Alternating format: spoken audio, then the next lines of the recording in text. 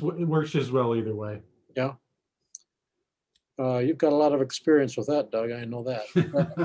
I've been teaching on Zoom for the past year. Really? Oh, we'll have to have you give us a class on it. At any rate, welcome everybody. I assume you're here to ask some questions. We've got our experts standing by. Lucky to have so much knowledge and miles under their keels as we have with us right now. Uh, Dale Brown is our head instructor for Bonneville. Uh, Doug Hendricks is our celestial navigation instructor. And uh, not too long ago, Doug was our ocean passage making instructor down in the Bahamas. Okay, so we're getting all kinds of folks showing up, and that means that why don't we jump in on this? We're 2 minutes into the meeting, and hopefully everybody's come with their questions to ask. And maybe what I'll do is be a moderator and try and point those questions to folks. And I might try jumping in there on a few, but we hope you'll take advantage of this time, everybody, to ask questions all about your sailing future, if you will, whatever that entails. We haven't done it all, but hopefully we can answer most of your questions. So to ask a question, just hit the unmute or the speaker in the lower left-hand corner as you want to ask questions. And let's see if we can answer some of those questions. So if somebody would like to start us off, introduce yourself and then let us know your question, please. Hey, this is Stephen Gadd, Todd. Hey, Stephen. How are you? Long time. I think my question's for Doug. Every year I look at the classes, celestial navigation classes that he teaches, and I'm so very intrigued. And I guess I've always been a little hesitant because it's been a long time since I was in any kind of a math class. And I don't know that math is heavily involved, but how technical is it? Can an average Joe who doesn't have a STEM background do okay and learn the fundamentals of celestial navigation? Okay, that's an important question. A lot of people have asked me that. What I do is prior to the class starting, I send out an email asking people what their interests are and what their background is. And one of the questions that I ask them is, how deep do you want to go into the math? And what is your background? And some years the majority of the students say, well, I'm not really a math geek. I'd like to, avoid most of the hardcore math if we could. And other years they say, hey, I'm really interested. So we can tailor the class whichever way you want to go. If you want to go into the math, boy, can we ever go into the math. I'm a physicist. I'm a retired physicist. And I also teach high school and college physics as well. So if you want to go into math, we can do that. But most people don't. And so generally we go light on the math. In fact, the first part of the class, we let your smartphone do everything for you. There are apps on the smartphone where you can just take your section and take the readings, put the numbers into the smartphone, and the smartphone does all the math for you. You don't have to do a single thing. And so for the first half of the class, that is the way we run it. And then the last half of the class, that's when we say, okay, now what would you like to do? And the people who are interested in the math, we go into it. People who are not, there are other ways that you can do it. There are tables that you can look up. I don't have one handy with me right now, but I've got a bunch of books of tables where what you do is you take the sextant reading and you look something up, and then you take that number and you look into the table and you get a number out of there, and then all you have to do is add and subtract numbers. So answer, that's a long answer to a short question, but answer, the bottom line is it's totally up to you. Okay, thank you. Does anybody else have questions for Doug on celestial navigation?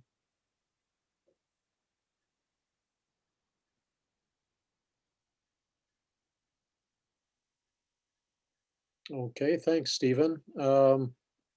Any other sailing related questions?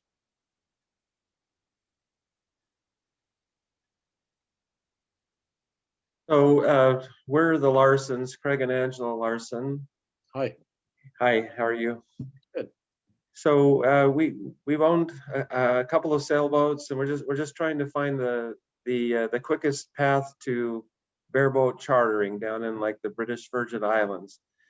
And I've been looking at different options, and I have received information about your training down there in Utah County. So we thought we'd just check and see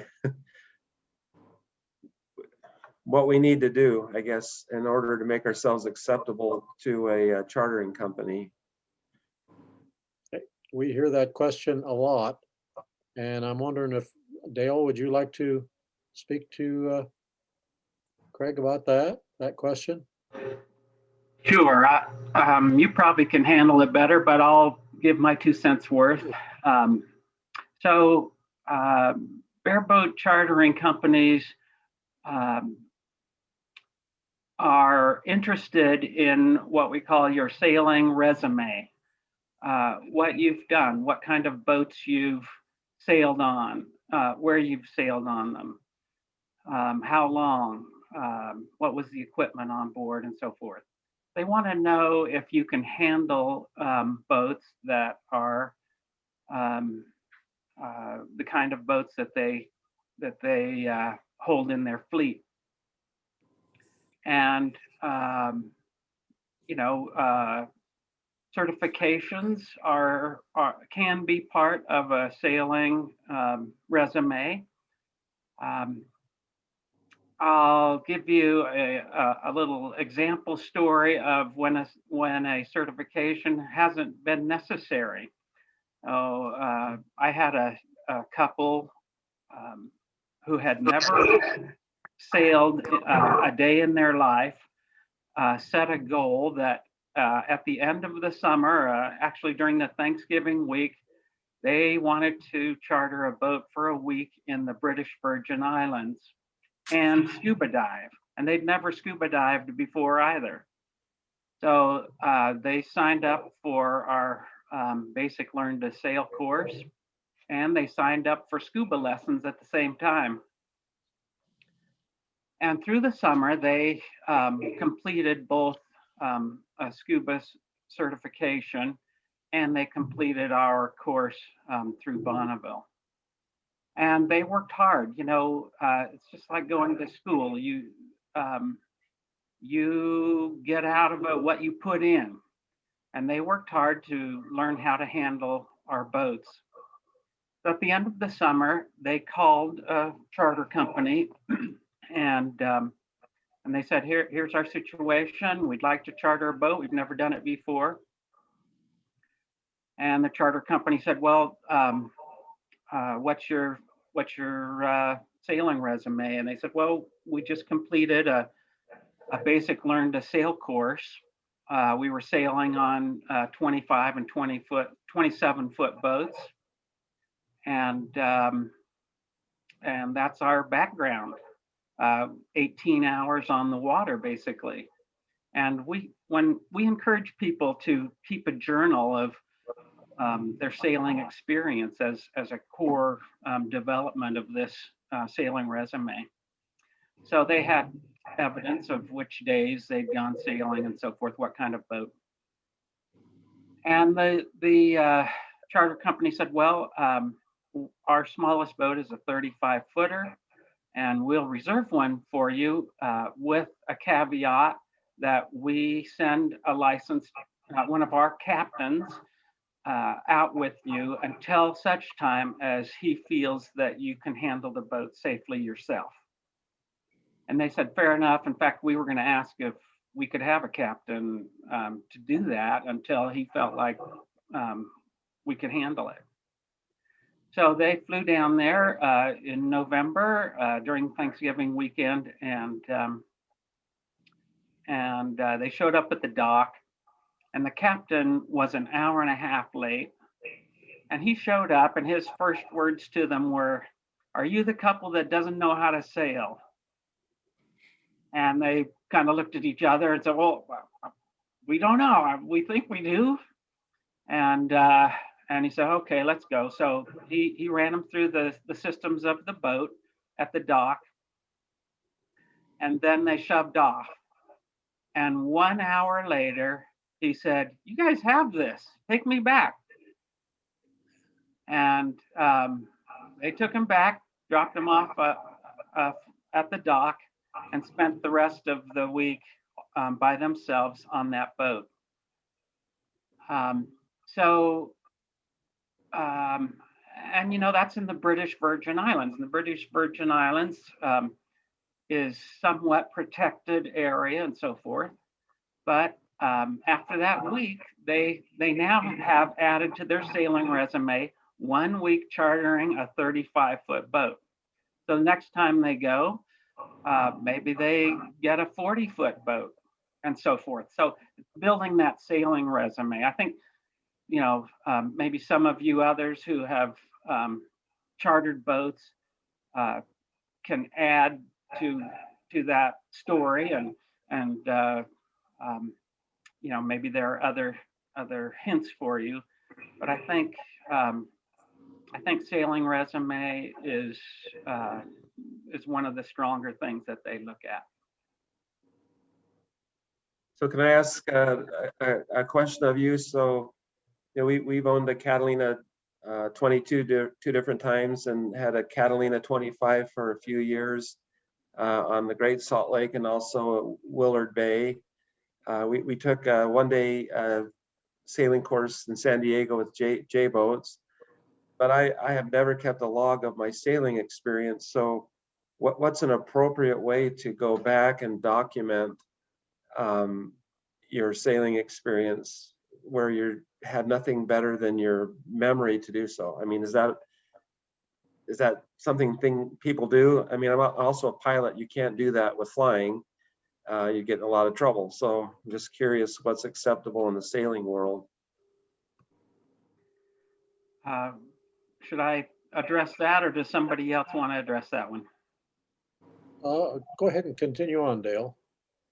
So actually, I have 2 grown sons, and they're both pilots. So I understand your that differential between those, but they're right. I think at this point, I would write down from memory, the basics of what you did. We sailed every weekend for, during the summer for 2 years or something like that on this boat. So write down, basic what you remember. But from here on out, it's helpful to keep that journal of the date. You can put weather conditions, where you were, what the boat was, who was on the crew, and so forth. And I think that's probably good practice for all of us to sort of do that, keep a ship's log of some kind. There are also online methods for recording this information as well. And I've not used those. Other people have. In fact, sometimes I'll get an email from one of these sources that keeps online sailing resumes that says, a certain one of my students has gone out, and they say that they sailed 3 hours with you as the captain, on this date or whatever. Can you concur that happened? And I click my little button, yes, that they were out. and they can log them online like that nowadays. Back before, Good point. Back before I bought my boats, I did a fair amount of chartering all over the world. And what I found is that the requirements vary quite dramatically from one company to another. Some are fairly strict, a lot are really lax. One thing that is very common is exactly what Dale said, where even if you have certification, the company is still a little bit wary if you're going to take one of their big boats. And so it's very common that they will put a captain with you at least for the first hour or so. And on most of the times when I sailed with the captain could not have cared less whether I knew how to tack and jibe and all that kind of stuff. He didn't even ask for that. The only thing the captain asked for was for me to demonstrate that I knew how to anchor properly, because that's where the majority of the problems occur. Is charter sailors, they drop the anchor and they don't hook it in right, and in the middle of the night the boat drags and goes on the rocks. So that's their biggest concern. So once I showed the captain that I knew how to anchor properly, he said, okay, take me back to the dock. But for your peace of mind, I would definitely recommend that you should be comfortable with tacking and jibing and heavy weather sailing and all those things. And also the systems of the boat. The big boats have a lot of systems on them that the smaller boats don't necessarily have. The stoves, and maybe it has a water maker, and might have an air conditioner, might have a generator, all sorts of things like that. So you want to make sure that you're familiar with those. But that's the charter company isn't really going to check that. That's totally up to you. How about the rest of you? I'm sure that a lot of you guys have got chartering experience. I see Mike is with us from Unsinkable 2, and he's done a lot of sailing down on the BVIs. A lot of other experience too. We'd like to hear your thoughts on what it takes to charter a boat, Mike. Yeah, I think I agree with everything that's been said. The certification isn't the thing they're most interested in. It seems like they're just interested to be comfortable that you know how to handle a boat without wrecking it. And my experience filling out resumes, they'll ask for a sailing resume online, and a lot of times those are pretty light on the details. I mean, what you described, Craig, I owned this boat for a couple of years. This one we spent time doing this, is about the level of detail that they're looking for. And I think as far as getting, if it's been a while and you wanted to do a refresher, I mean, Todd and Bonneville can set you up with a just a refresher course on sailing basics, anything that you may be out of practice on, or and then we've also got boats down there that have a lot of those systems. So if you want to walk through and get some experience with boats that have diesel engines and marine heads and things like that, just to be familiar with it, that can get set up too. So is that done through the Bonneville Basic Keelboat curriculum? We're self-taught sailors. I mean, we did do that J-boat experience. The things that I guess that I am concerned about is the heavy weather sailing. We never had to do a lot of reefing. I don't think we ever reefed. So something like that would be important. And then the bigger boats, I think would be a little more challenging to dock and to anchor. And so is that where it would be good to take some training? Absolutely. Yeah, if that's your focus, the things you mentioned, and I agree, it's really nice to have confidence in being able to set the hook, being able to bring a big boat into a slip. Reefing is critical. You really, and any boat you get on, you want to scope out that main first and see if you can reef it. And if it's a friend's boat, you might even ask permission. Why don't we go ahead and reef the sail, reef the main, just to see how that works on your boat. So you're very savvy, it sounds like, in what needs to be done. And we can certainly help you. Would love to help you with that. The only thing I would add to what we've said so far is there's a great online learning resource, Nautic Ed, that we've teamed up with. And it's good to have land-based classes, but when you come out to the lake, we don't like to waste your time in a classroom looking at the waves go across the water. We want to put you in a boat and take you out so that we optimize your time and get you learning as quick as we can. But we're going to actually have Grant Hedefin. He's the founder of Nautic Ed. He'll be with us in another couple of weeks to talk about exactly what your concerns are and how Nautic Ed can help. And he will say that he's got the tutorials that are online that you can go through. You can learn as much as you can, and then you come out, and Bonneville is the hands-on practical part. And we'll just make sure that you feel comfortable with all those maneuvers. And then hopefully you'll buy that plane ticket and you're off and running. It's a wonderful thing. It's a worthwhile thing to look forward to. And I'm sure everybody that's online right now that's been out on the big bad ocean will be shaking their heads. And right now, I think we're all wishing we were out there as well. Saw a picture of Dan Maker's boat. We could all fit on Dan Maker's boat and float around out there in the big briny deep. But stay tuned for when we have Grant Hedefin coming to join us. Does anybody else want to weigh in on chartering? Todd, I'll just echo what you were just saying. Chris, hi. Hi. My first charter in the BVI, I wanted to take a catamaran, but I'd never sailed a catamaran.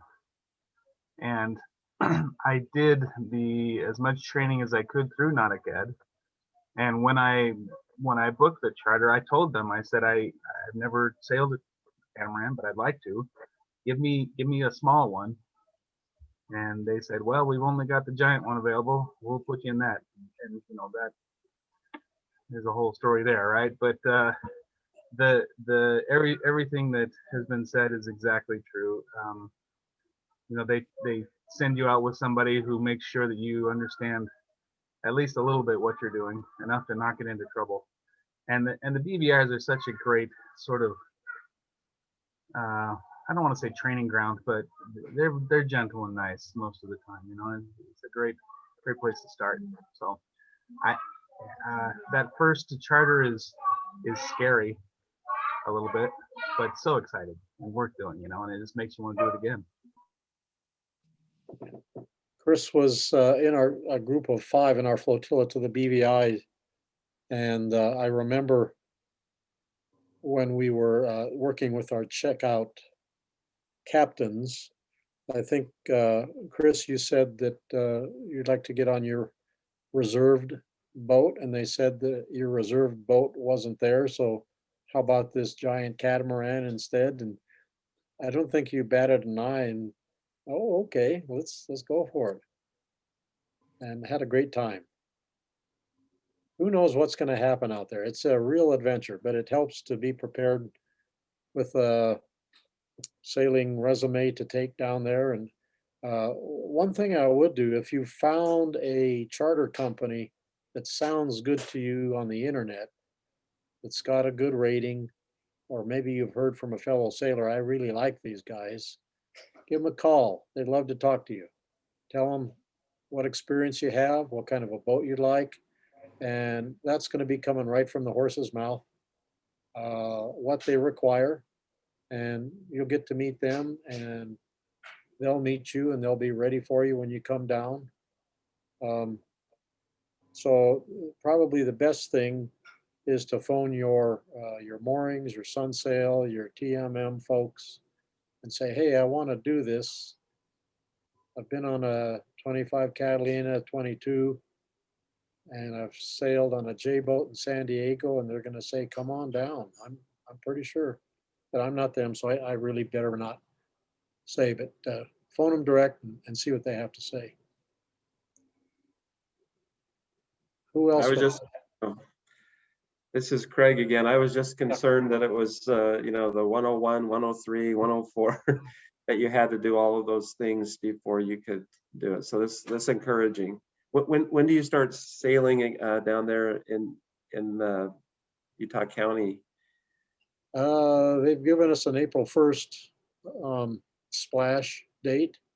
That's as soon as we can put a boat in the slip, not in the lake necessarily. If we had a day sailor, we could back it in and go out sailing as long as we took it back out of the lake and put it on a trailer and either put it in dry storage or have to take it home, which means the mast has to come down. So I haven't looked recently. I think there might still be ice in the harbor, but out on the lake, I think it's open. Hasn't been real cold yet. Yeah, so I think he's saying April 1st is probably when we start up Right. operations. One thing I'd add, one thing I'd add is, Craig, you're talking about that, you know, the ASA courses. That's the way I started. I went and I took all those courses after I'd sailed for a while. It was great, but I feel like it was overkill. I don't know that I needed to do all those things to get up to the point of being able to charter. So that was just my experience. I think what you can do, what you've done, and what you can get as far as refreshers and stuff with Bonneville, I think would get you in a pretty good position. Well, thanks, Mike. This is something kind of new to me. For Zoom, I see a hand up. Raymond, would you like to ask your question and unmute your mic to do that, I guess? Thank you. All right, thank you. I'm probably the least experienced one among the audience here. This is where I am. Before 2007, I used to sail in the San Francisco Bay for a couple seasons, and I was a crew member, and I believe it was a Catalina 22 or even 25 or something like that. And then so has some experience, including I think a shroud broke one time, so the mast dropped, and we have to get yourself back to a harbor, to Alameda. And last season, 2020, was the first season I picked up again. I went out with the Timbanogos Yacht Club and those guys 26 times, and Chad recommended me to sign up for Nauticate. Now, before I go any deeper, my goal is make myself attractive. You know, look how ugly I am. I'm fat, round, losing hair. I want to make myself attractive enough to be a crew member before I pay them big money to charter. So I don't know how hard I have to work, how much experience I need to get there. And this is what I have done. I signed up for 4 Nauticate courses, including the 2 free ones. Basic sail trim course, finished that. Navigation rule clinic, finished that. Almost finished a sail trim clinic. I'm working on the downwind sail, the spinnaker, those kind of thing. And then I need to do the spinnaker course. And I haven't finished reading the John Rumanier's book. That's a big, thick book. But he did publish 5 DVDs. I'm about to go through them. But these are not wet. These are all dry. So couple months ago, I bought a Catalina 20, not Catalina, Columbia 23. It's a fixed keel and only 2 feet draft of water, just as a trainer. So my question is that how do I go from here? Oh, boy. We'd love to have you come on down, Raymond, and jump on a boat with us. Sure. I want you to inspect my boat. So I will pay the money to inspect my boat. Make sure it's ready. Give us a phone call Sure. sometime, and we'll discuss how we satisfy your needs on that boat, and we'll get you taken care of. We've got a lot of good experts out here that can help out. So Raymond, the question is that ASA, there's another organization, I think it's US Sailing or something like that. They all have courses. Yes. What do I go? What do I affiliate? By the way, another thing I've done is I downloaded all 3 courses in beginning, in intermediate, and advanced, Uh-huh. the lesson plan, and I circle all the terms I don't understand. I pretty Okay. much cover all the beginning, the intermediate, and advanced. There's some courses, I mean, some terms, for instance, Yeah. climbing the mask. I don't know how to do that one. So Yeah. anyway, so that's why that's why I am. If you want to climb the mast, we'll show you Nah. how. Yeah, it's fun until you get up to the shrouds. I know what circle A is. I know half diamond is, man overboard, those kind of things. Yeah. Good. Raymond, my question for you would be, you say you want to crew. Where are you interested in crewing? On lakes, or are you looking to crew on ocean passages? Ocean passage, actually short passages. And that's another question I have is probably later on. What passage, I like to have a prioritized list of passages. Okay, this is a good passage to start with, and then eventually go kind of, cross the Pacific, something like that. Can lawfully go. Okay. Now, there are a couple of places online where you can put your name on a list, and then captains who are looking for crew would hopefully see you and call you up. Latitude 38, which is the publication out of San Francisco. So if you're from the San Francisco Bay Area, I Yep. assume you know Latitude 38. Right. So they have their crew list, and people all over the world look at the Latitude 38 crew list. And there's another one called crewfinders.com. So basically, you just go on there and put your name on the list, and they'll ask you a few questions about how much experience you have and what are you willing to bring with you. Maybe it's cooking skills, maybe it's language skills, maybe it's navigating skills, maybe it's whatever. And a lot of times it's just a desire, to do whatever the captain asks me to do, So put your name on the list, and then hopefully a captain will see you and give you a call. It sounds like you've got quite a bit of experience. I think you would be attractive to a captain. Okay, thank you. My first job as a crew is flushing the engine. Okay, thank you. I had a similar question to Raymond's, and I guess you sort of answered it, but I would have a follow-up question. Has anybody on this call had any experience getting experience as a crew member on an ocean crossing? And how was that experience? And I guess just like they're interviewing you, I presume that it pays to interview them, so you're not halfway to Hawaii and Point. have to participate in paying for some sort of a rescue. You've got a number of people that have done that. So Doug, did you want to lead off? Oh, I have, but if somebody else wants to go first, I don't want to do all the talking here. If anybody else goes first, then great, and then I'll jump in after that. Or not? Okay, go ahead. Yeah. Go ahead, Melanie. I missed totally the question, but yes, I have crewed across the ocean. Fortunately, it was all with very nice people, and I didn't have to throw anybody overboard or get thrown overboard myself. I probably did a couple. Go ahead. No, I'm sorry. I was going to say a difference from going with family than just with going with random people. Yeah. So back before I got my boat, I did several ocean passages where I put my name on the Latitude 38 crew list, and people called me up and I went with them. So it worked out quite well for the most part. There's only one time. Well, I'm thinking of 3 passages that I did where I had hooked up with people this way. One time the captain was kind of a jerk, but well, what you gonna do? Most of the time it worked out really well.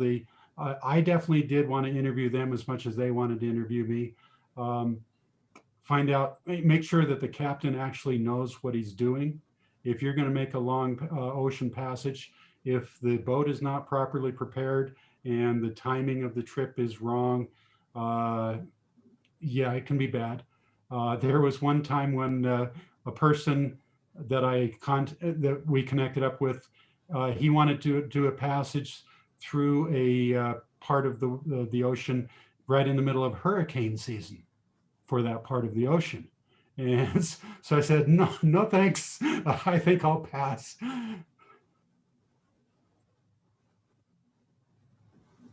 Okay, Thank you. That was very helpful. okay, I do see Derek has his hand up with a question. Derek, would you like to ask away? Yeah, this is my first Zoom meeting with you guys. Welcome. Long time ago, I went out on a sunset cruise with Todd on his Cape Dory, and that same year I bought my first sailboat and taught myself how to sail. And I keep a boat at Linden during the year, and I'm actually restoring another boat at the same time. So I have a McGregor that's at Linden, and then I have a O'Day 27 that's doing a full resto. Should be ready next year, hopefully. You know, takes a lot of time to. It needed a whole new engine and everything. So, anyway, my question was, do you guys have a preferred chartering company? So, I'm looking to possibly charter down in Southern California, and I actually talked to Harbor Yacht Clubs down there in Long Beach, and I had a couple of dock buddies tell me that their boats were really not up to snuff and that they had a lot of issues with them, and to start looking at going to marina sailing. So that's one of the questions I have for you guys. Do you have a preferred group? I mean, my resume is fantastic. I'm a certified boat mechanic. I can rebuild sailboat transmissions. I can rebuild diesel engines, and I've been on boats since I was 4, you know, and so anyway, the resume stuff doesn't really concern me. Sailing's been kind of a newer thing, but you know, I'm looking to see what your guys' preferred charter is down there in Southern California. And I'm looking more in the LA area, not San Diego. I don't mind taking this one. We've joined forces with Marina Sailing. They've always been really good to us. I've never had a bad experience. Matter of fact, we had a boatload full, and I think it was a Juneau 40, and we had a trimaholic with us. Just had to keep trimming. We had power winches. I wasn't able to keep my eye on them all the time, and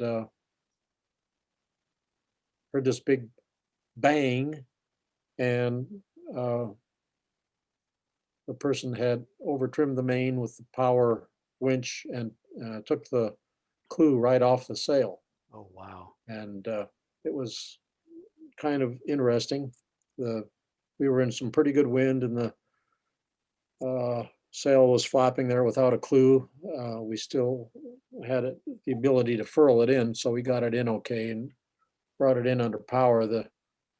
I think it was Mike at Marina Sailing wasn't real happy, of course, but we, as a crew, all pitched in. The sailmaker was there waiting on the dock. We helped bring out this huge sail, flaked it right on the deck, put it in the wheelbarrow. The next morning, the sail was back ready for the customer. No harm, no foul. And that's the worst, I guess, trouble we've ever gotten in with any charter company. But Marina Sailing was just so gracious about it. And we sail out of Long Beach to Catalina, usually in the spring, in the fall. It could be, depending on demand, twice a year, 4 times a year. Of course, with COVID, we're not doing anything until things stable out a little bit. But I'm happy to put a plug in for Marina Sailing. They've been really good. You can stay on the boat overnight if you have a flight the next morning, and that Rainbow Harbor is very enjoyable. Great food. Lots of good things happening. So there you go. Marina Sailing has my vote. Anybody else? Any other favorite places?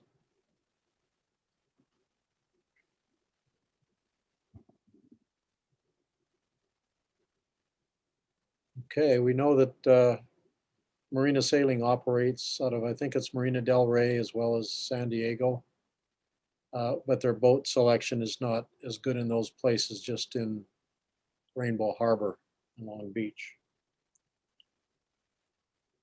Okay, Good questions, you guys. Anybody else out there? Want to jump in there and ask away? Todd, there's a question on the chat that said, what was the name of that charter organization again? I'm sorry. Yeah, thanks, Melanie. I didn't have my chat thing up there. Okay. Marina Sailing. And I don't have the number with me right handy, but if you want to phone Louise at her 801-636-5204, we can get that number for you as well. I just added a link to that chat if you guys want the website. That's really great, Derek. How do you do that? That's Just a amazing. copy and a paste.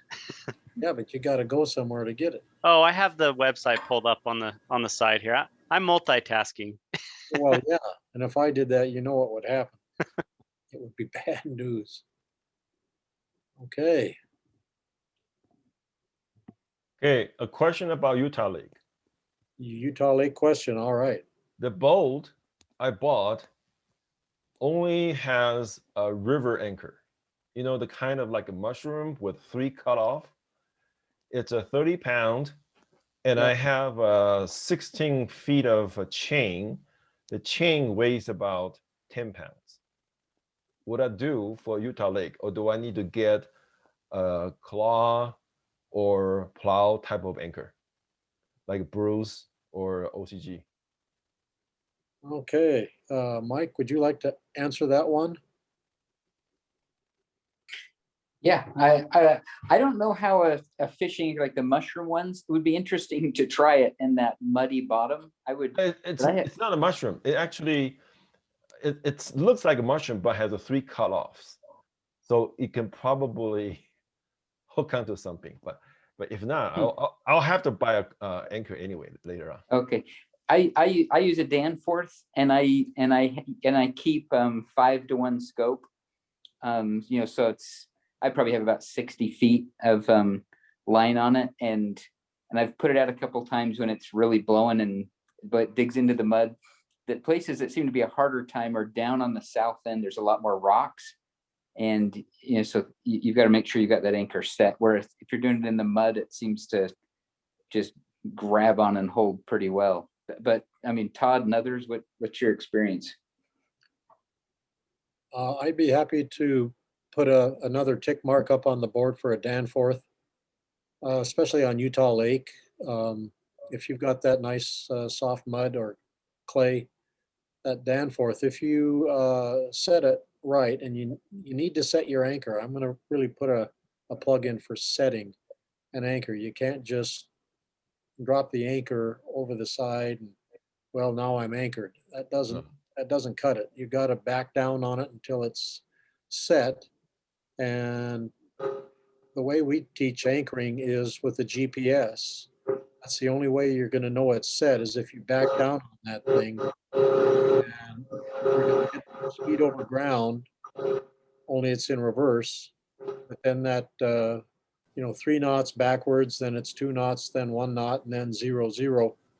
When you hit 0, you're set, and you can sleep well at night. Otherwise, you're not anchored until you're set. Anybody else want to comment? Oh, I'll just follow it up with one story. I was sailed down and camped down in that southwest arm of the lake one time, and it was really calm at night. And I threw the anchor, and I didn't really set it. I thought, it's going to be okay. There's hardly any wind or anything. When I woke up in the morning and looked out the window out to the side, there was a farmhouse out that window that was not there the night before. And I had probably dragged through the night, probably a mile down the lake there. So yeah, I second the idea of really setting that carefully. Yeah. I'll So third on that. Go ahead. Yeah. Sorry. Way to go, Derek. Oh, I said I'll third on that. Danforth is awesome on that lake. I've never had a drag ever setting it. I do the same thing as you with the GPS. Yeah, good. I'm I'm sorry. sorry. I just was going to tell Raymond, I have an extra anchor on my boat. So when we get to the lake, I can't guarantee that it's a Danforth, but I think it is. But we can talk. Yeah. If you want to look at mine. Do you guys have ever have to set 2 anchors in Utah Lake at all? When the weather gets too bad? I've done it so I went into Mud Lake one time and I did set 2 anchors because I don't know if it's some weird phenomenon, but I had northwesterly winds during the day. And then that night it switched and started coming out of Spanish Fork Canyon. And so that second anchor actually saved my butt because otherwise I was worried that the boat was going to swing around and then start dragging or something. So that's the only time I've ever done it. So you didn't drag much, but you may swing a bit, huh? Well, because the wind totally changed Shift, direction. okay. And so once that happens, your set is pretty much there's a chance you could drag. Thank you. One other thing I'd like to interject when anchoring is to know how much road you have out. And the only way you're going to know that is if you have little ribbons or some other means of marking your anchor tackle to see how much you've got out. And then you've got to, of course, know how deep your water is. But if we're on Utah Lake, I just basically go with 10 feet deep. And then I like a 7-to-1 scope. And when I'm paying out my anchor, I go until I see that ribbon that has a 70 on it. And I know that I'm at a 7-to-1 scope, and I tie it off on the horn cleat on the bow, and I'm good. I feel good about it. If you want to get really excessive about anchoring, you might want to play with bridles because you'll have to do that in the BVIs. Yeah.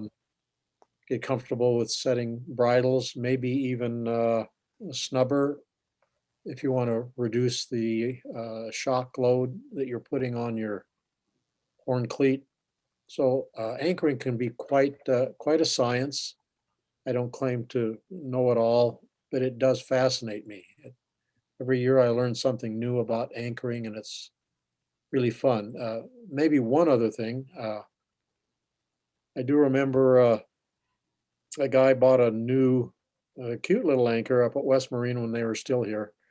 It was all blue, but it looked small to me. And I mentioned that to Darren, and he said, "Well, let's go out sometime when it's really blowing and see if it holds." And I thought that was a great idea. So I brought along my GPS, and we did have predicted high winds coming out on Utah Lake. So he hopped on Darren's 25 swing keel. He had a 10 horsepower Honda on it, sweet engine, and went out there. And those of us who have been out on Utah Lake when it's been blowy knows that it can get kind of gnarly. And that's what it was, except it was raining too when we set the anchor. And we decided since we were in strong winds that we'd let out a 10-to-1 scope. And then we retired down below deck, closed everything up, and let the anchor and the boat stay out there in the cold and the wet. But I was fascinated to watch our progress with the breadcrumb trail on my GPS. And we're going backwards as the anchor is trying to set. And as it goes back, and it feels like it's holding, then I start to see the breadcrumb trail work in a semicircle swing back and forth until the line starts to build up where it's getting blacker and blacker, because that's how a Catalina loves to swing that anchor.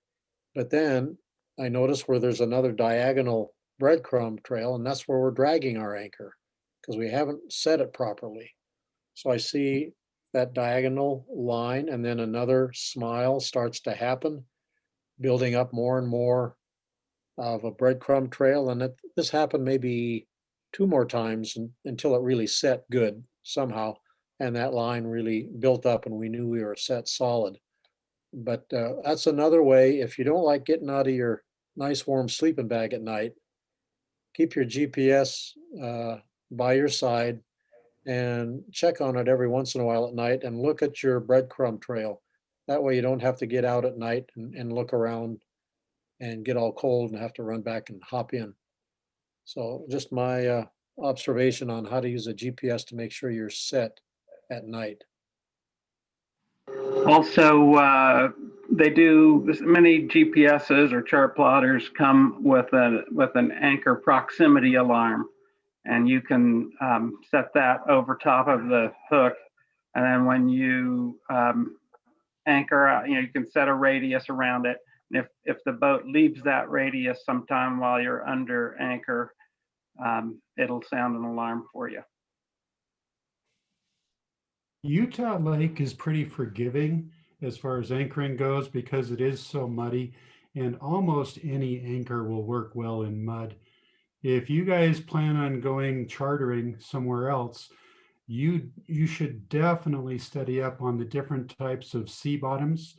If you try to drop anchor in the middle of a grassy area, it's going to be very difficult for it to hold.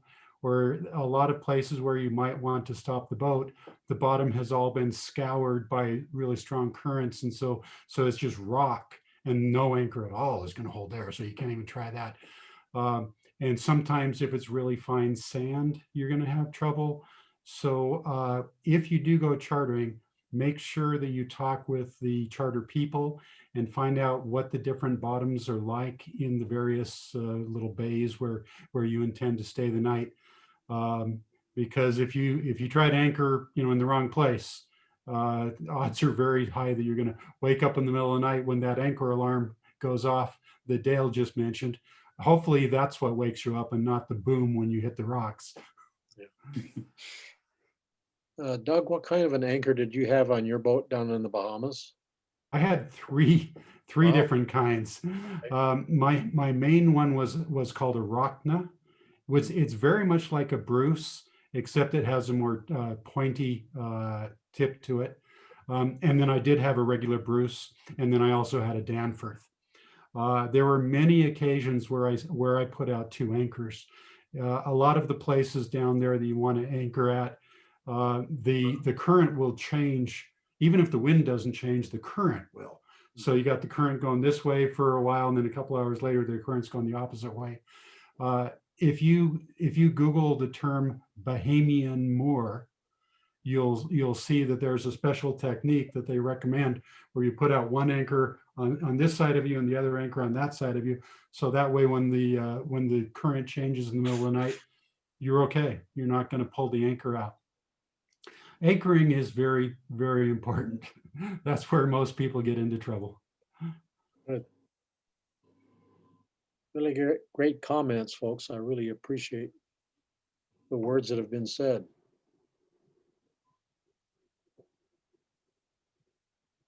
Okay.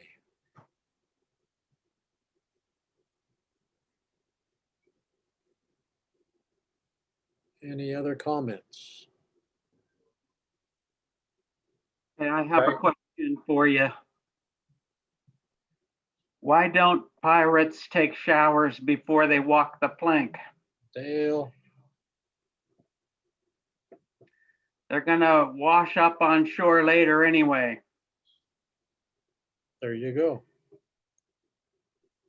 I see that Chris Julian is on the call here. Chris, you on your trip, you must have had some interesting stories to tell about anchoring or anything else that would be of interest here.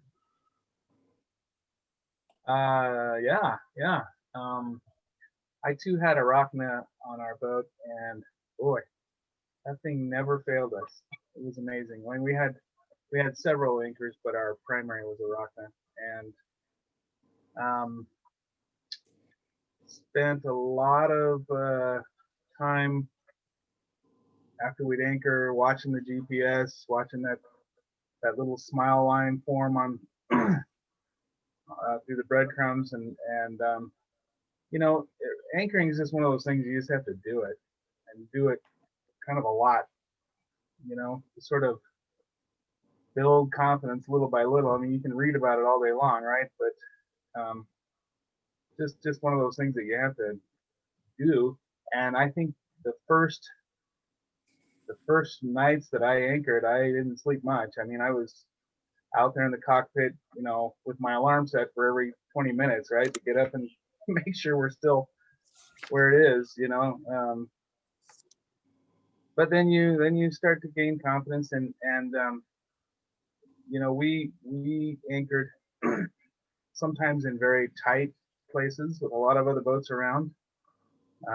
Sometimes you have a whole place to yourself, and I always got out and looked at the anchor after we set it.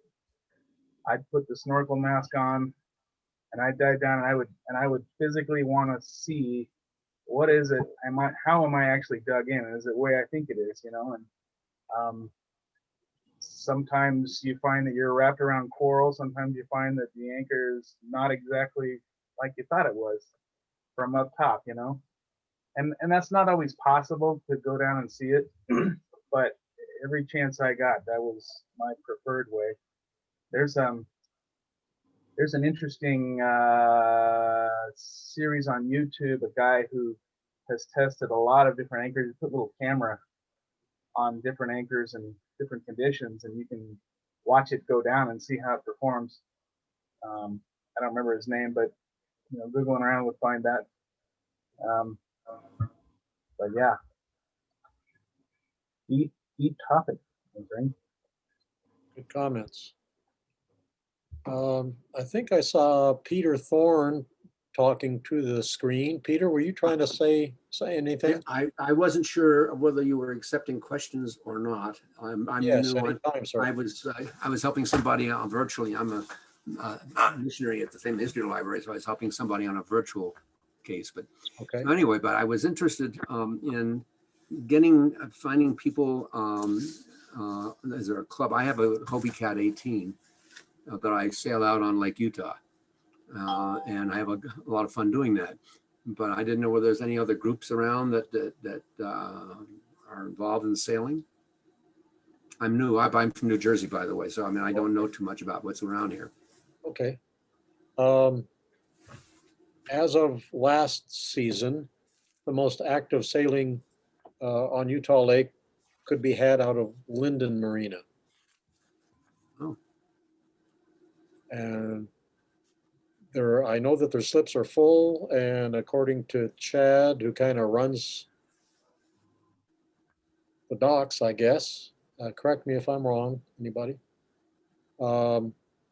There's now about 30 people on a waiting list that can't fit into slips who may end up down at Provo. But last year we had about 6 sailboats, I believe. And there's room for at least that 30 and more. So Utah Lake is a great sailing ground. You might find more multi-hulls up in Linden than down in Provo, but Provo's got Well, actually, some. I don't need a place to dock. Actually, I'm in Saratoga Springs on the other side of the lake. Okay. So it's more in trying to just getting some people to compare notes with and Sure.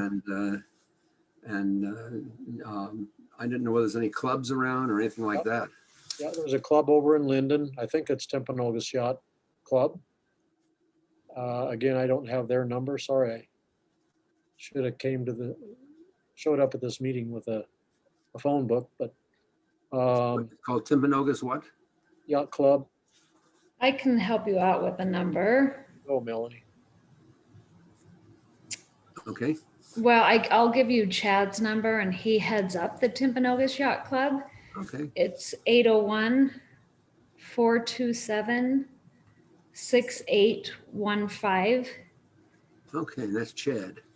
Yeah, and I'm not sure what the night will be this year. Last year, oh, now I can't even remember what night we raced. It was on Thursday okay. night races. Thanks, Derek. I thought it was Thursdays, but then I couldn't remember if we switched it. Okay. So Thursday nights, there's usually several people sailing.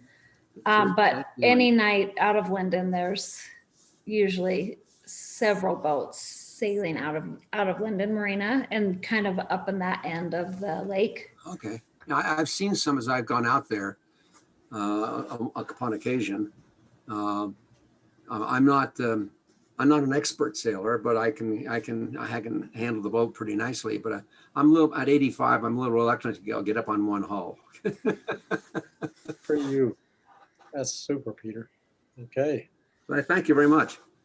You're I very just put a link in the chat to the Timpanogos Yacht Club Facebook page. Oh, you guys are so Oh, good. yeah, superb. I'll Wow. write that, write that right down. Thank you. Great question. Anybody else want to chime in?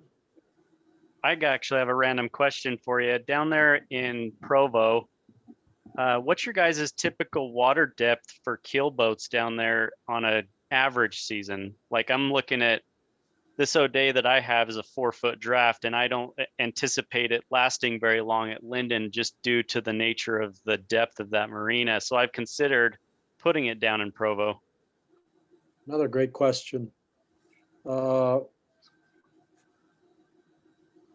The fairway leading out to the lake through the between the two jetties is starting to fill back in, much to my dismay. At the start of last season, I could sail out and back in with my swing keel down, which drafts 5'2", which is deep for Utah Lake.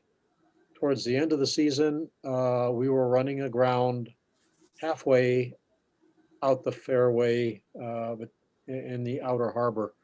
And so we had to keep moving closer to the north jetty or take the keel up.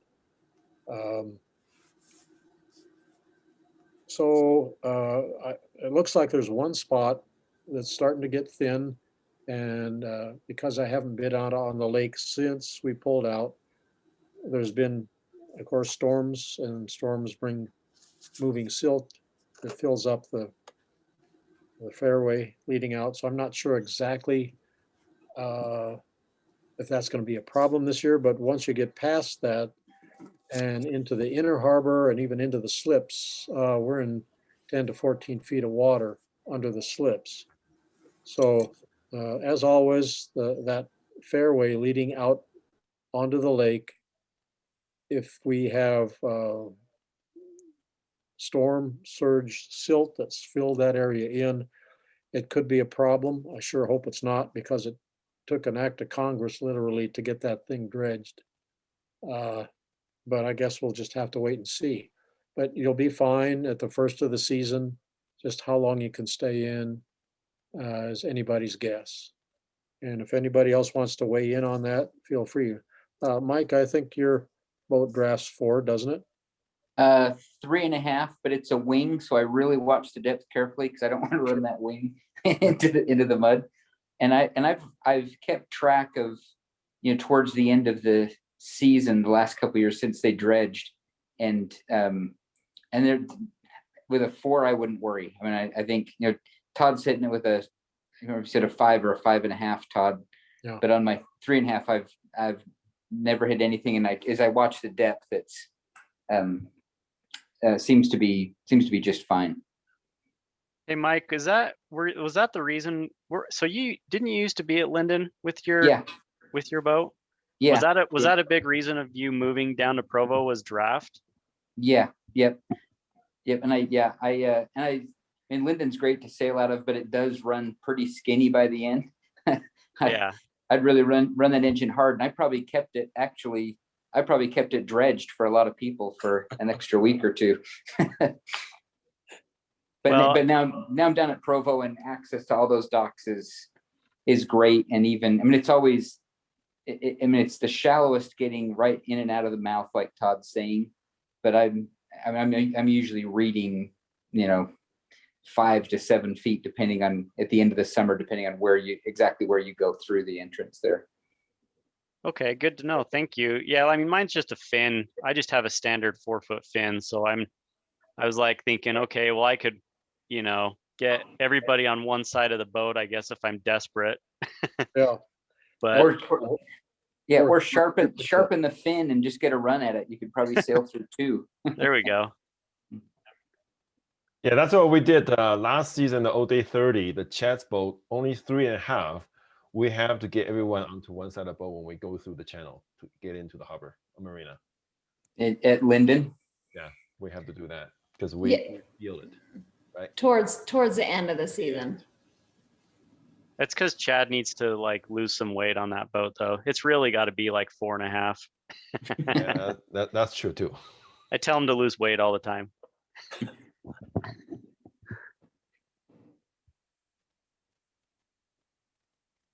Okay, in the past, we've just gone 1 hour. I'm not going to pull the plug if we have more questions, but we're a little bit over our hour, and I'm fine with more questions.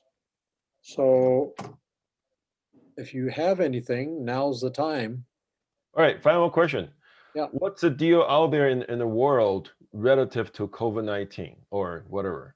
Is it all the harbor or marina shut down, or is still accessible? Or it depends? Yeah, I'm not the person to ask that. I can tell you a little bit about that. I've been keeping an eye on it. Most places are shut down. The Bahamas, which is the place that I like the best, they're still shut down. I know several people who are out on world cruises, and they are really having problems because when you do a world cruise, you plan everything very carefully ahead of time. So I'm going to be at this location for these months, and then I'm going to this location because you have to avoid hurricane season, right? And so these guys, they need to move on, but the places they need to move to are saying, nope, we're closed. You can't come here. So there's a lot of world cruisers out there who are in a world of hurt right now because the harbors are closed. Yeah. Okay, that's good to know. Now, speaking of world cruising, I have a question. Chris, I really wanted to attend your session, and I feel terrible that I missed it. So either you or Todd, maybe you can answer. Did you record Chris's session? Well, I hope I did. I hit the record button. Okay. I'm assuming yes, but Okay. good news. We're going to do a part 2. Chris has acquiesced to share his wonderful journey with us, wonderful adventures. So that'll be next Wednesday, March the 3rd, as part 2 of Chasing Stars, Turned Loose on the World. Great. Chris is a great presenter. The topic is very engaging, so I look forward to that. I want to thank Chris in advance. But before I forget, that's what's happening next week is Chasing Stars, the big catamaran sailing down south. And Chris is just a great host to do that. And I love listening to him. So that'll be happening next week. Cool. How do you get the links for these meetings? If you sign up, do you receive an email weekly, or how are you made aware? Yeah, the way we will announce it the day before in our newsletter, but if you are signed up for this Zoom broadcast, you're good to go. If you want to be taken off, just let us know and we'll remove your request to be a Zoom member, if you will, and you won't be bothered by us. But if you're here now, you don't need to do a thing. We'll just remind you on Tuesday with our newsletter and let you know what the topic is going to be and the presenter and the time, etc. It's same as we used to say back in high school, same bat channel, same bat time. Usually a different subject though. Well, what a great group here. A lot of folks. I've learned a few things. I hope you've had the opportunity to learn a few things, and that's why we do this. So Thank you very much. you're very welcome. I enjoy it as much as anybody else. It's good to be here with sailors. Sailors are the best folk in the world. Thanks for Mountain Green also. Mountain Green, oh boy, it's beautiful there. Yeah. Enjoy. Okay. Any more questions, folks? Well, we'll let you get back to your social distancing, and we'll see you next week, same place. And nice to meet with you, everyone. Thank Um, you. Thank you. You're welcome. Take care.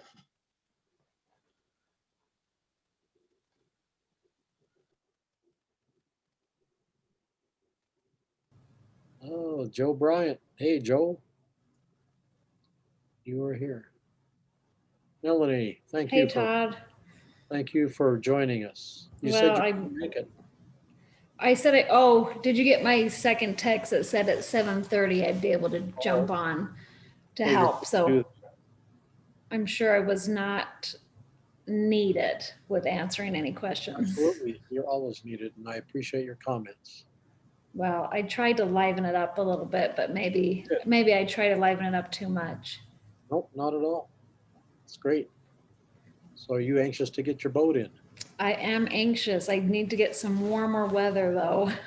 That'd be nice, wouldn't it? Yeah, I don't really, not ready to put it in the snow, but I will be ready as soon as, if March starts looking nice, I will get it in. Well, can you believe 24 days until spring? That's Four. so exciting. Too close. Yeah, I'm anxious too.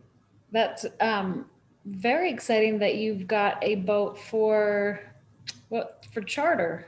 Chartering. I think it's going to work out. Is this a boat that one of your mini boats, or that you already have, or is this one that is newly come to you? Yeah, a fella just phoned up out of the blue and said he was a Coast Guard auxiliary guy for the state of Utah. So in that way, in that regard, he knows his stuff. But he purchased an abandoned boat. I think it was Jordanelle, and they put it in those big enclosures that they have up there for 7 years. And somehow he found out about it, and they were trying to recoup their storage fees. So he said, "I'll help you out with that." And I don't know what the cost was to get it, but it's a nice boat. It looks newer. He's fixing it up with stuff, new carpet, probably new running rigging. Said the sails are in good shape, but the weirdest thing is it's got a diesel engine. I've never heard that on a 25 footer. I've never Yeah, heard. okay. I did read that and thought that was interesting. It's strange. I thought he was wrong, but looked it up, and sure enough, there was a few that they turned out. It's a 10 horse, which is a pretty big. What do they call it? It's not a Yanmar, but anyhow, he said it started up, ran fine, and so it's got a lot of amenities. It's got instruments, full instruments. So it should be close to like a mini cruiser that if people use this to charter on, then they should be set up for getting out there on the ocean, very similar to a marina sailing boat. Yeah, I think it's fabulous that there will be an option for people because, that's what everybody needs. As soon as they finish lessons, they need a boat they can really practice on. Exactly right. Yeah. Good, I'm excited. Well, me too. I hope it works out. I hope I it's not one of those partnerships that you get to read about in book exposés. Right. I bet it will go well. Yeah, I hope so. If they don't, I'm going to have him talk to you. And then There you go. I will set it straight. set it straight. Okay. Well, if I knew how to stop record on this, which I think I should learn how to do. Oh, whoops. know how to Sorry, do it? I'm chatting away. There should be just something, maybe you press the record button again, Well, that's what I thought. And I did that last time, but then but it didn't work. evidently for 3 hours. Just watched this Oh, come and go. let's see, record. Oh, okay, I pressed record, but it says I have to ask you for permission. Really? Well, here, I'm going to go ahead and try.